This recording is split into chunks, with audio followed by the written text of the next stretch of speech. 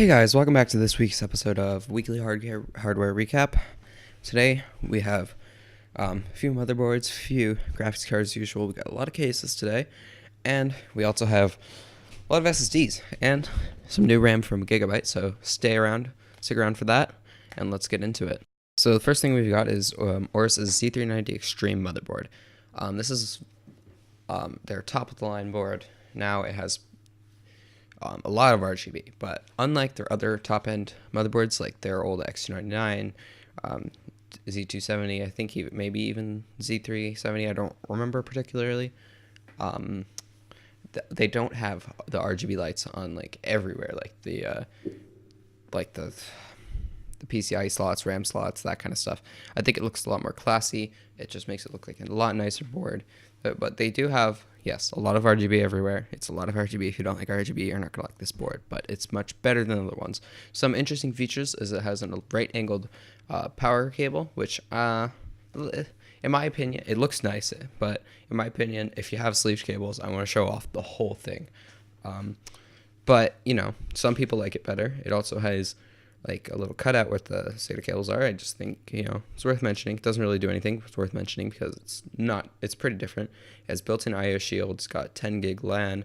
It's got Wi-Fi. It has a 16-phase VRM with fin heatsink. And yeah, everything else on this board is, you know, just standard. If you want to know the features, I'll have a link down below in the description. And, you know, on the next board we're going to be looking at today is the Z390 colorful iGame Vulcan X. So a little bit of a weird name, but it is a pretty nice looking motherboard. I thought it was worth mentioning. So feature-wise, there is absolutely nothing that is cool, interesting about this motherboard. You know, just the same specs as you would expect pretty much anywhere, any board. Mid-range. But yeah, I think the design is interesting. It looks a little bit like a combination of, say, the Strix boards and the Prime boards, although it's mostly silver and no white. So yeah, I think, you know, it's an interesting board. I wanted to share it with you guys, but I'm going to stop talking about it now and let's get on to the next one. So now for graphics cards. We have the two graphics cards from Zotac, the Zotac 2080 Amp Extreme, probably will be a 2080 Ti version 2, and the 2070 Mini. So these cards, the first card, Amp Extreme, was leaked, not really leaked, well, it was leaked by Gigabyte, kind of. It was just posted on like their social media and such. But basically, you know, this one, a few weeks ago, I forgot about it. But it has two RGB strips on each side, which I don't know. Like at first, I kind of liked it, but I don't know. It's okay. Probably the most RGB card out there. It has 16 plus 4 power phase design with 280 watt TDP, and yeah, so not much we know about it since it was only announced by Zotac. Not really announced, but you know, teased, whatever, you know what I mean. But the 2070 Mini, that one, it is 21 centimeters in length, has dual fans, and it is only strictly dual slot. This should fit in pretty much any case, although it's not as compact as previous mini cards, probably because of the increased TDP of Turing. It has only an 8-pin power connector, and it's has a DVI connector on it for some reason. Haven't seen a lot of those. It should be priced around $530 to $550. So yeah, and oh yeah, no USB-C. Forgot about that. It does include a backplate though, which looks pretty cool, and it does seem to have RGB, although in the pictures it looks to be set to white. But as you can see, there's some are turned on, some are turned off.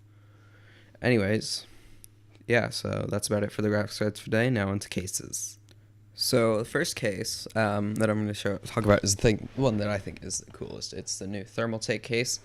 It is the Thermaltake A500 TG. So yeah, name, can't really tell what it is by the name.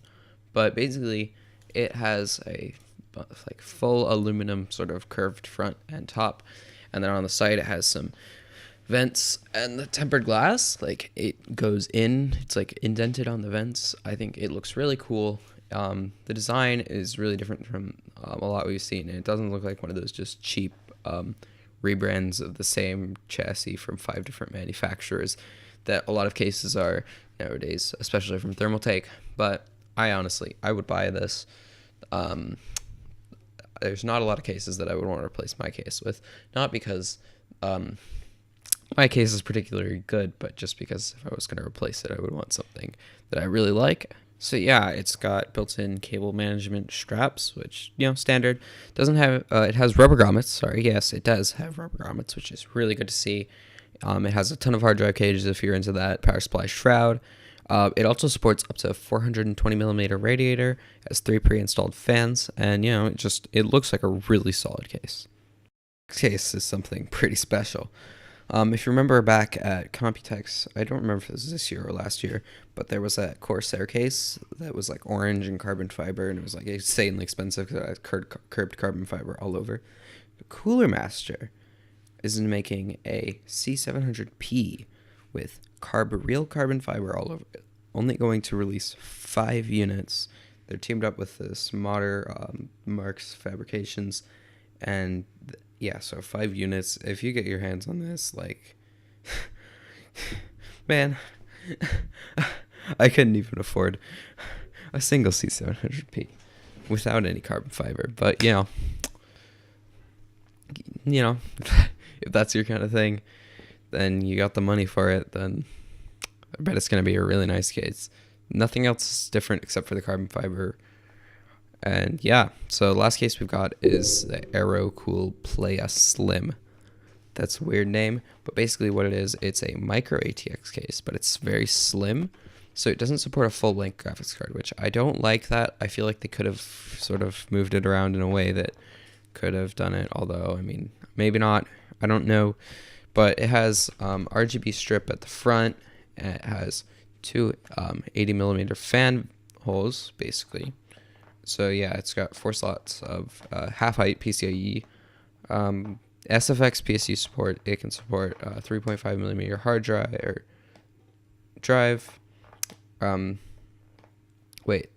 5.25 inch drive bay, and a SSD, like 2.5 inch drive bay. So that's about it. It has RGB strip on the front, if I didn't already say that, and a power button. Well, I mean, of course, there's a power button, but the power button lights up. I don't think it's an RGB power button. But anyways, it's a pretty nice looking case if you're looking for a slim MATX case. I might actually get this myself, because if it's cheap enough, because I've been looking to get a portable case, and I already have my MATX motherboard. But anyways, so that's it for cases. So the next thing that we've got is a new cooler. Well, not really new cooler. It's another tough rebrand of the Aours GT. This one just has a RGB fan with some yellow corners and tough logo, and the top has some digital camo. So that's about it. If you want to see the specs for the cooler, you can go check out the Aours GT normal edition. We also have a liquid cooler from Deepcool. This is the Aours L240. It's a 240 millimeter AIO liquid cooler with some RGB. It has an interesting design on the front, which is the same as the Aours GT air cooler. 2 RGB fans, probably the same fans, but they're not the tough edition, of course. And it's got sleeve tubing, fits all of your normal sockets, supported by basically all of your motherboard RGB software. And the fan goes from 500 to 1800 RPM and about 30 decibels. It's supposed to be, actually out now at $90. So if you want to go buy that, it looks like a pretty solid cooler. We also have from Be Quiet their Dark Rock Pro TR4 edition. This is the same as the other Dark Rock Pro 4, except it has a much bigger base plate. So it's got included mounts for a bunch of fans. Has the same supposedly pretty easy mounting hardware as the other ones. Comes with a tube of thermal paste, and yeah, that's about it for coolers. So from Gigabyte, they are releasing some more RAM. It looks like they're going pretty hard on them. Not like they're pretty serious about the memory market now with SSD and now 2 sticks of RAM. This RAM is a 16 gig kit, 2x16 with DDR4 2666 at 16, 16, 16, 35 timings. And they have some nice brushed aluminum black heat spreaders with little white stripes, and Gigabyte logo look pretty good. I would definitely consider these, although probably not going to be upgrading my RAM to something non-RGB now. But, you know, they're 7 millimeters thick, which is pretty thick, and about 32 millimeters tall. So, yeah. We've also got some new RAM from Silicon Power, if you haven't heard of them. Their RAM looks a little bit like it's out of, like it's a DDR3 memory module. Like, I don't really know what it is. The speed, speeds up to 4133, which is pretty fast. But, you know, they're named X Power, like MSI's brand for motherboards. But, you know, I don't know. They don't look too bad, like specs wise, but they look pretty bad looks wise. So yeah. Now last thing we have to look at is SSDs. We've got a new SSD from Corsair. So we got the MP510 M.2 NVMe SD, 3000 megabytes per second sequential write speeds, and this is supposed to be their highest performance yet. It's PCIe M.2, and yeah, so